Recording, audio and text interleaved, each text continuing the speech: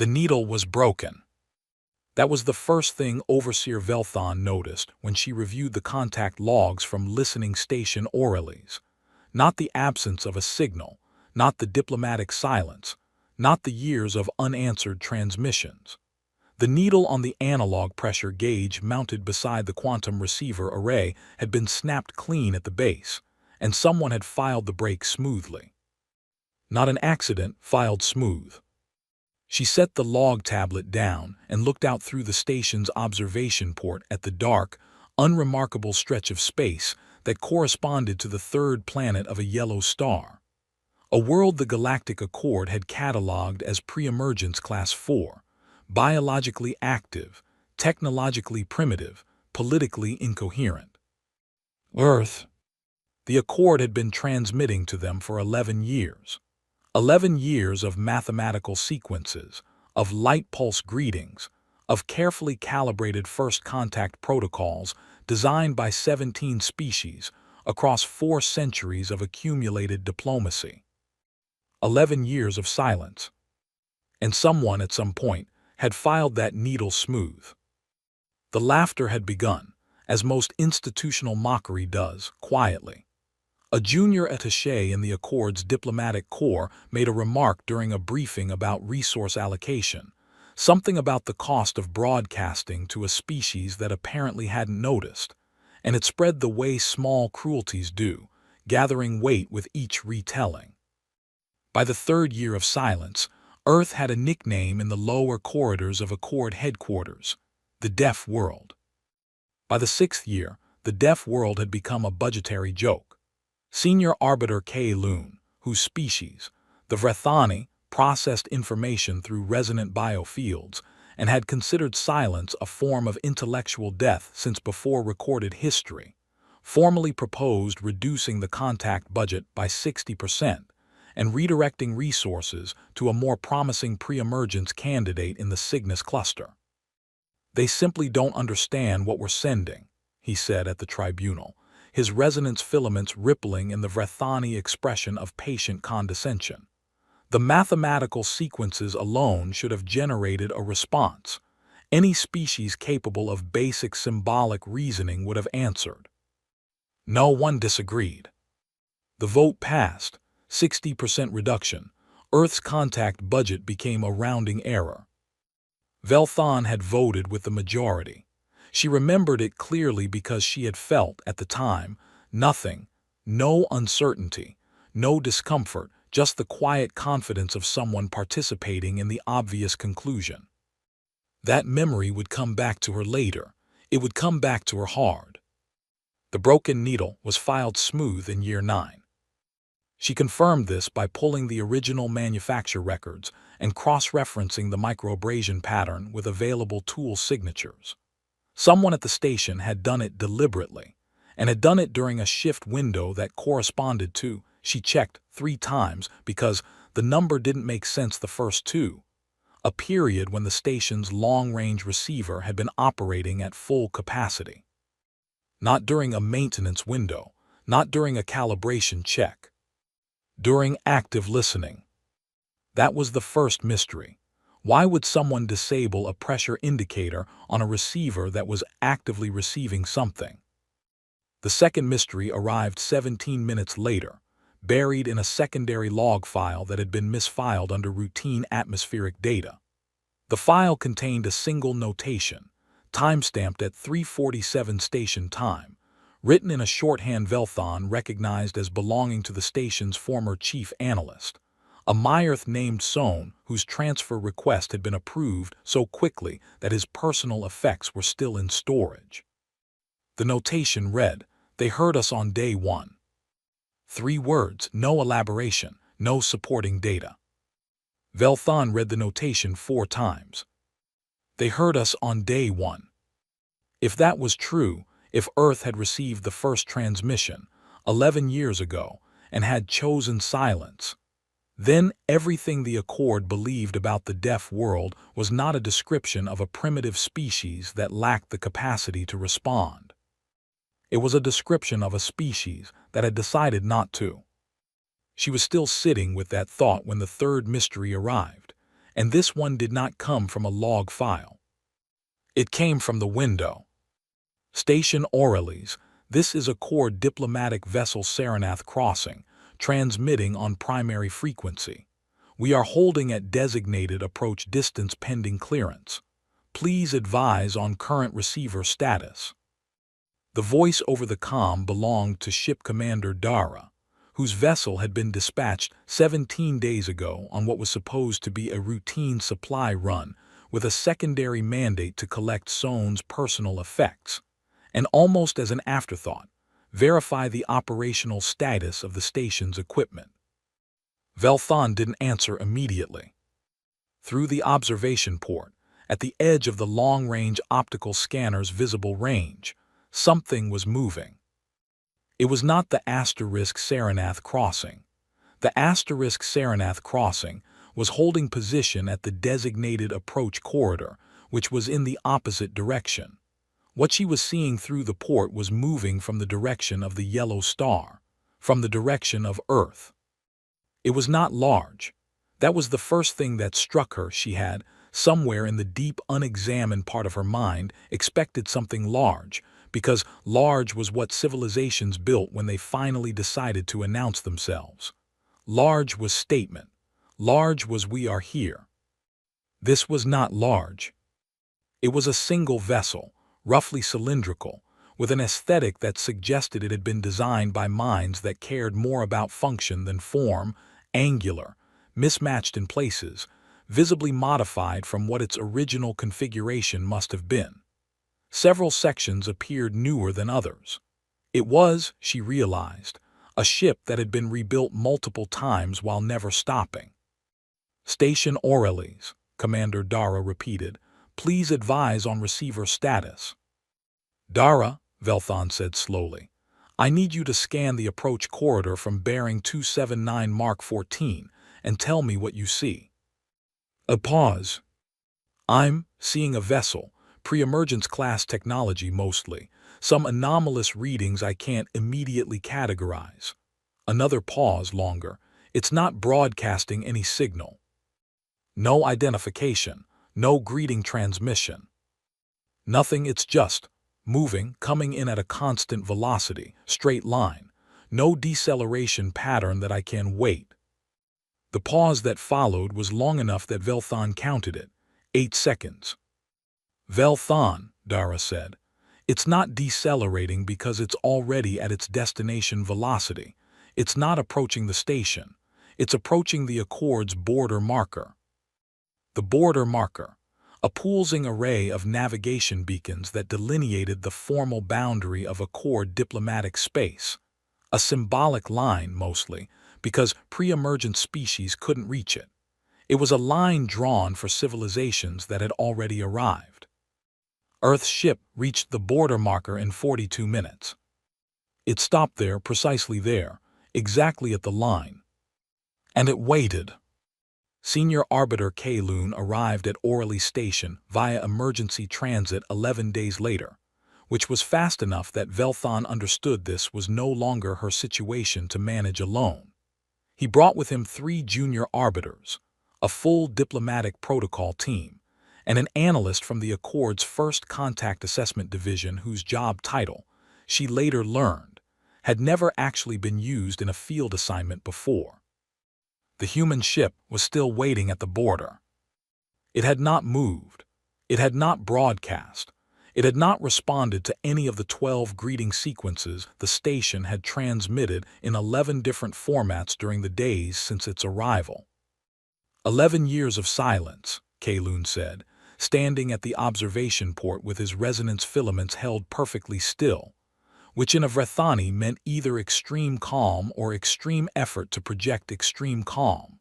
And now they appear at our border without a word. At the border, Velthon said, exactly at the border, not inside it. That could be coincidence. Their navigation would need to be precise to within 30 meters at this range for it to be coincidence. His filaments moved slightly. What are you suggesting?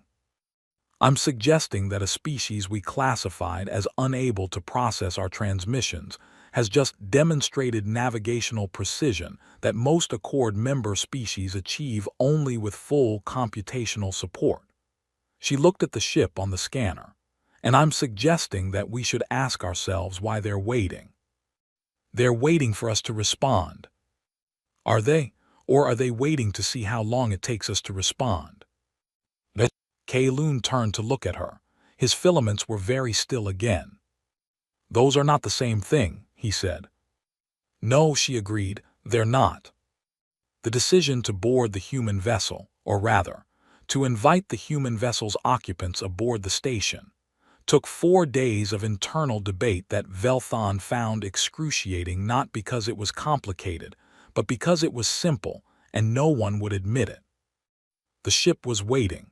That was all the information they had, and all the information they needed to act on. But the Accord's diplomatic protocol required 14 separate authorization steps for any first physical contact event, and authorization steps required reporting, and reporting required context. And the context in this case was that a pre-emergent species had appeared at the Accord's border without being invited, which didn't fit any existing category, which meant the authorization steps themselves had to be modified, which required additional authorization.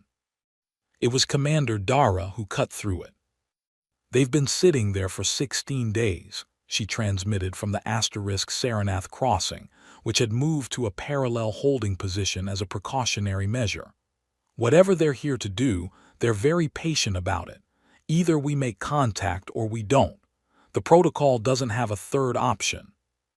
Kei-Lun authorized a response transmission. The greeting was formal, multi-layered, elegant. The standard Accord first contact package refined over centuries of accumulated experience.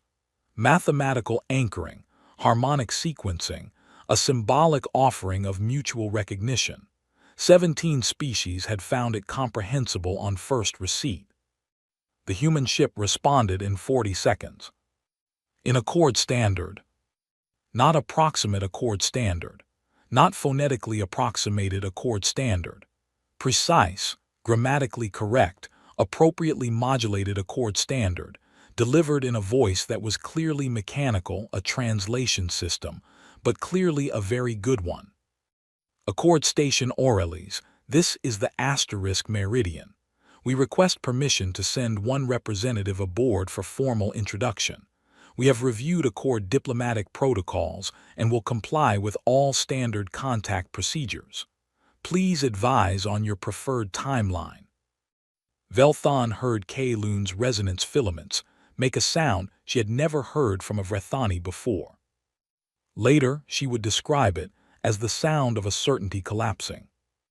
The human's name was Lieutenant Commander Elena Vasquez, and she was smaller than Velthon had expected. This was, she would later recognize, the first of the misinterpretations. She had expected something physically imposing, some unconscious projection of the idea that a species willing to arrive at a galactic border unannounced would arrive physically suited to the gesture.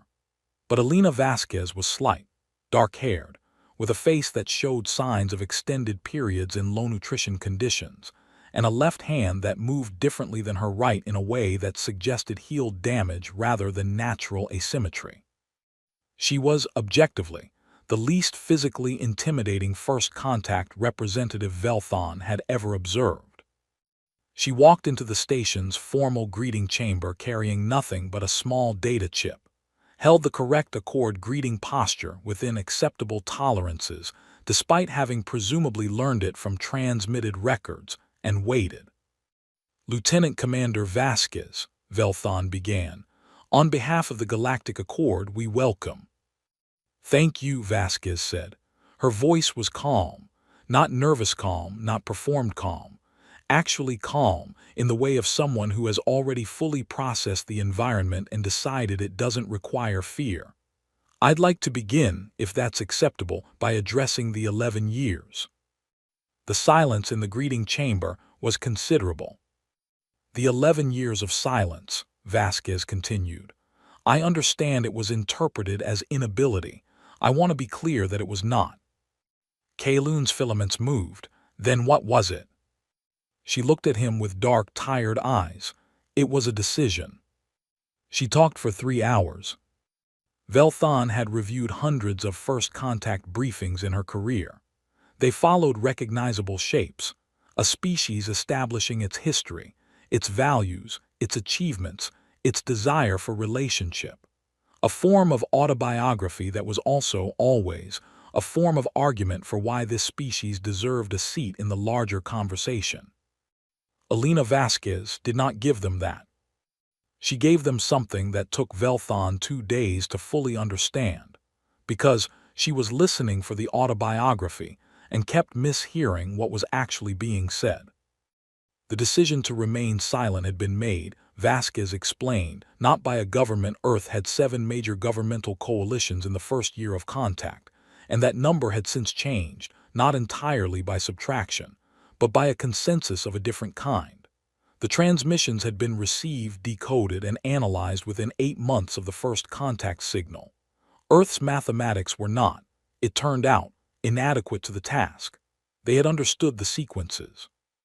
The debate that followed had been long, loud, and, in the manner of human debates, had involved a great deal of what Vasquez described as people being very wrong in public before arriving at something useful. What were they debating? Velthon asked. Whether to answer. And the conclusion was silence. The conclusion, Vasquez said, was that we needed to understand who we were talking to before we talked to them. Specifically, we needed to understand what happened to species who answered quickly. The room was quiet. You studied us, Kalun said. We studied everything you'd left to study, signal traffic, the records of other first contact events that were detectable in your transmissions, the Accord's internal communication frequencies. You're not as tightly encrypted as you might assume from outside. A slight pause. The 11 years weren't silence. They were a library. We were building one. Velthon thought about the broken needle. They heard us on day 1. And then she thought about something else. About the notation, about Sohn, about his transfer request approved so quickly his effects were still in storage.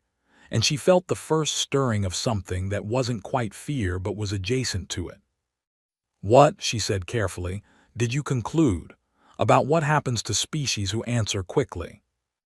Vasquez looked at her for a moment before answering, and it was in that moment, in the specific quality of the pause, the way Vasquez appeared to be deciding not how to answer but how much to answer, that Velthon's adjacent to fear solidified into something more specific.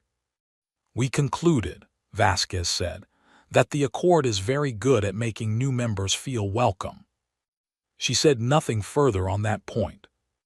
The data chip contained the Meridian's mission record, which Velthon spent the next 6 hours reviewing with 3 analysts and Commander Dara, who had come aboard after the human shuttle docked.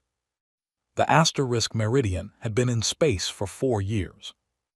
That fact alone required a recalibration of assumptions, because a 4-year deep space mission from Earth, based on everything the Accord's records indicated about pre-emergent species' technological capacity, should not have been survivable. Not at the distance the Meridian had traveled, not with a crew of 12, not with the propulsion architecture visible in the ship's sensor profile. They modified their propulsion system, one of the analysts said, pulling up a technical schematic derived from the passive scan data, multiple times, while in transit. Is that possible? Dara asked. Apparently. The analyst highlighted a sequence of changes visible in the ship's structural signature. They appear to have made 14 separate propulsion modifications during the 4-year transit. Some of them, he paused, some of them are configurations we don't have theoretical models for. Improvised, Velthon said. Creative, the analyst said, with the slightly dazed tone of someone whose professional certainties were being quietly dismantled. The configurations are not random. They're iterative. Each modification builds on the last, as if they were running experiments. In transit. While traveling, yes. Dara looked at the schematic for a long moment. What's the failure tolerance on these configurations? The analyst checked. He checked again. Statistically, he said, several of them had approximately a 30 to 40% chance of catastrophic failure. And they implemented them anyway. All 14. The room absorbed that. Velthon thought about Elena Vasquez's left hand, the heel damage, the way it moved differently. She thought about the crew of 12. Analyst, she said, what's the current crew complement of the asterisk meridian? He pulled the sensor data. Life sign count at departure from Earth was, he frowned, this isn't right. What isn't right? The departure life sign count doesn't match. The current crew count is, he looked up, 8. 12 had left, 8 remained. The asterisk meridian had been in space for 4 years. 4 years of propulsion experiments with 30 to 40% failure rates. 4 years of transit through regions of space that the Accord had charted as requiring specific navigational support that Earth shouldn't have had access to. 4 people were gone, and the 8 who remained had parked their ship at the Accord's border and waited, quietly, without a word of explanation, as if this were simply what you did. The adjacent sphere had a name now. Velthon recognized it because she had felt it once before, years ago, reviewing the military history of a now-defunct pre-emergent species that had briefly threatened Accord stability. The name was, I did not understand what I was looking at. She found Vasquez in the observation lounge, standing at the port, looking out at the dark. Your crew, Velthon said without preamble. 4 are missing from the departure count. Vasquez didn't turn from the window. Yes. Propulsion experiments. A pause among other things. What other things? Vasquez turned.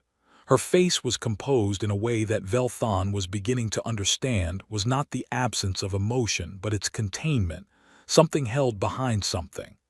We encountered a navigational anomaly in the outer system transit that required a manual hull repair, external in vacuum. The repair was successful. And the person who performed it successfully, Vasquez said, and was recovered. She's one of the 8, a beat. The other 3 are a longer conversation. I'm not going anywhere. Something shifted in Vasquez's expression. Not softening exactly, more like recognition, the recognition of someone who, across a vast difference in biology and history and scale, has just heard a sentence that translates exactly. We had a navigation system failure on year 2, she said. We were running on manual calculation for 63 days. During that time, we lost 2 crew members to a hull breach caused by a navigational error we wouldn't have made with the system online. She looked back at the window. The 3rd chose to remain in a sealed section of the ship when a propulsion experiment created a temperature anomaly. His presence in that section maintained thermal balance for the reactor long enough for the experiment to complete. He made the choice himself. The observation lounge was very quiet. He knew the outcome, Velthon asked. He had approximately 4 minutes to consider it. A pause. He spent 3 of them on the internal comm, talking to his daughter. She was back on Earth. Velthon did not have the biological architecture for the sensation humans described as something caught in the chest. But she had, in 40 years of diplomatic work, encountered enough grief to recognize it in someone else. Why, she asked, and she meant the voyage, the modifications, the silence, the 4 years, the cost, all of it compressed into the single question. Why was it worth this? Vasquez looked at her with those dark, tired eyes. Because, she said, we needed to know if the door was real before we knocked on it, and we needed to know it ourselves, not because someone opened it for us. The mission record on the data chip contained more. Velthon had not, she realized, been reading it carefully enough. She had been reading the asterisk meridian's asterisk technical logs. She had not read what was on the chip's secondary partition, which she accessed at 200 station time when she couldn't sleep and found herself back at her terminal running searches she couldn't fully articulate. The secondary partition contained observation reports. 11 years of them.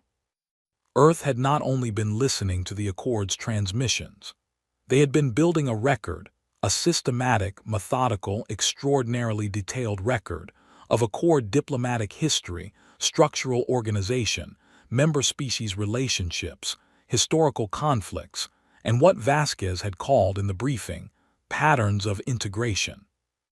The record was good. It was better than good. It was, in places, more accurate than the Accord's own internal historical summaries, because it was written by observers who had no institutional incentive to flatten inconvenient details.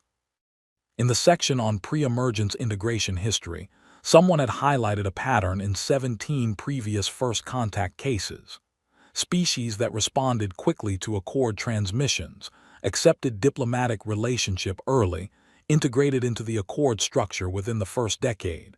Those species, without exception, had reduced autonomy in the second decade. Not through coercion, through structural dependency. Resource relationships, technology transfers, diplomatic alignments that accumulated into something that looked like partnership and functioned, gradually, like management. Someone had written a note in the margin of that section. In a compressed format, Velthon needed 2 translation passes to fully render. The note read, 11 years to understand the water before deciding whether to swim in it, worth whatever it costs. She read the note 3 times. Then she accessed Sohn's personnel file and found what she had been half expecting to find, a notation indicating that his transfer request had been preceded by a disciplinary inquiry related to unauthorized data access, specifically, access to the primary contact logs. And before the inquiry, by 11 days, he had filed a report, flagged as speculative and therefore deprioritized, suggesting that the absence of a response from Earth should be reclassified from asterisk inability to deliberate withholding, and that this reclassification warranted a systematic review of contact methodology. The report had been reviewed by one person above his pay grade, marked as lacking evidential basis, and archived. The person who reviewed it was Kay Loon. Velthon sat in the dark of her office for a very long time. The formal meeting the next morning included Kay Loon, Velthon, 2 additional arbiters, Commander Dara and Vasquez. Kay Loon opened with the Accord's standard integration proposal. It was generous, by Accord standards, technology sharing, diplomatic recognition, a preliminary observer status that could evolve into full membership within 8 years given standard development milestones. Vasquez listened to all of it without interrupting. "Thank you," she said when he finished. "I want to respond to something you mentioned, the development milestones. Of course, they're customizable within certain. They were customized for the Velhari in 2,847 cycles," Vasquez said, "and for the Sorathi in 3,012 cycles, and for the Mendari peoples in 3,156 cycles. In each case, the customization involved extending the timeline for autonomous military development while accelerating the timeline for resource integration. By cycle 10 of each case, the species' independent production capacity was structurally entangled with Accord systems to a degree that made disentanglement," she paused, "theoretically possible but practically prohibitive." The room was very quiet. Kay Loon's resonance filaments had gone absolutely still. "That information," he said carefully, "is not in public Accord records." "No," Vasquez agreed, "it isn't." "Then where?" "We built a library," she said. "I mentioned that yesterday." Velthon watched Kay Loon process this. She watched him arrive at the same place she had arrived at during the night. The understanding that the species the Accord had laughed at for 11 years had spent 11 years doing something the Accord had not anticipated, and had done it quietly, and had said nothing, and had then arrived at the Accord's border with the results. "What is it you want?" he asked. His voice was different now. Something that had been in it before, a quality she now recognized as the resonance equivalent of condescension, was gone. "Recognition," Vasquez said. "Not integration. Recognition. A formal acknowledgement that Earth is a peer participant in galactic space, not a pre-emergence candidate awaiting absorption into an existing structure. The Accord doesn't have that category. Then we'd like to propose creating it." A long pause. "And if we decline," Kalun said. Vasquez looked at him with the expression of someone who has thought carefully about a question and arrived at an answer they consider both honest and fair. "Then we go home," she said, "and we keep building the library, and in another 11 years or 20 or 50, however long it takes, we come back. With more data, with better ships, with more of us." She held his gaze. "We're patient. It's one of the things we're actually quite good at." The session ended without resolution, which was itself, Velthon reflected, a kind of resolution. The Accord's machinery had no mechanism for ending a first contact session without a preliminary agreement, and so the absence of agreement was catalogued, somewhat helplessly, as *ongoing. She caught Vasquez in the corridor outside the formal chamber. "The third crew member," she said, "the one who stayed in the sealed section." Vasquez stopped. "His daughter," Velthon continued.